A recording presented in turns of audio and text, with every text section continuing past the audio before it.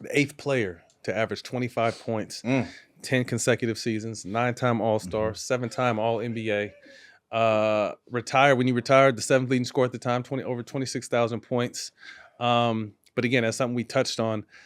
The credit and the respect, because you were going head to head with MJ a lot of times, but got the better of him a lot of times.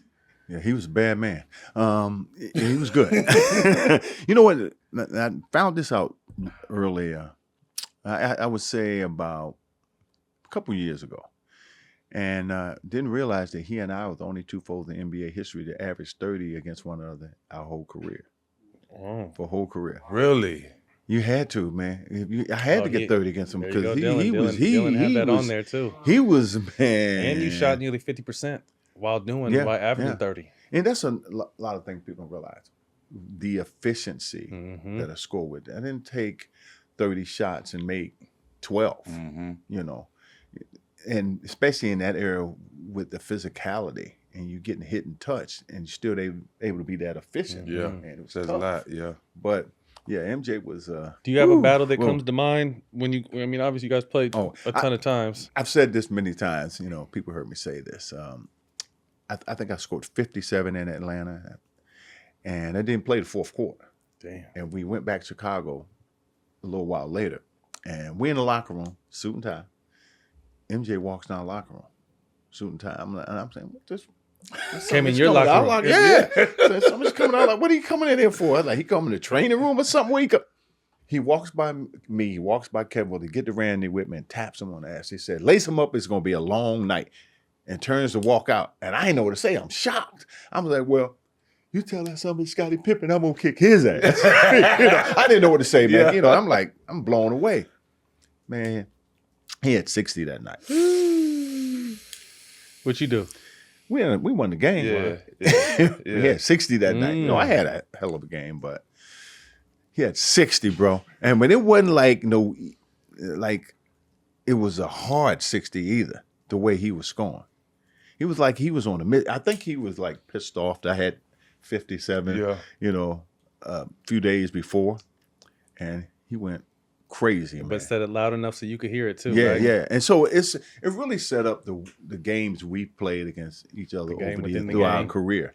You know, game I'll have 43, he'll have 41, or he'll have 46 and I have 40. I mean, it would go like that all the time, our battles, you know. He was a hard man to beat. That team was so good, though. That team was made up of a bunch of great role players. And I think Scottie Pippen, I have a lot of respect for. I think he's one of the greatest role players to ever play this game. Yeah. He's probably the best to ever play this game. And so he was a great compliment to Jordan. It's so hard for a lot of players, especially in Mike's era, to give him his props. Why is it so easy for you to give him his props? If you ain't ever faced him, you don't understand. If you ain't ever faced Mike, you can't make that comment. Yeah. Man, I played against some of the most hard-nosed, talented players that ever played this game. He was a phenomenon.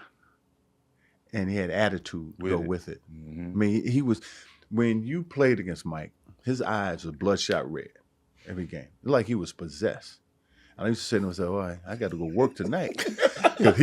Jesus is coming. You know, and so he and I, you know, we had so much respect. But I'm going to tell you when I knew how good he was. When we was in college, I was a junior, he was a freshman. We played in Carolina. And the first time James Worthy and I had a chance to play against one another since high school. Because in high school, we came out the same area, but never played against each other. So that Carolina game we played, we going back and forth. So the first play of the game, I went up and I caught, you know, Worthy's finger roll. And I wanted to, you know, set the tone. I threw it like 6 row in the stands, you know. Let's go. We're going to go. We're going to go.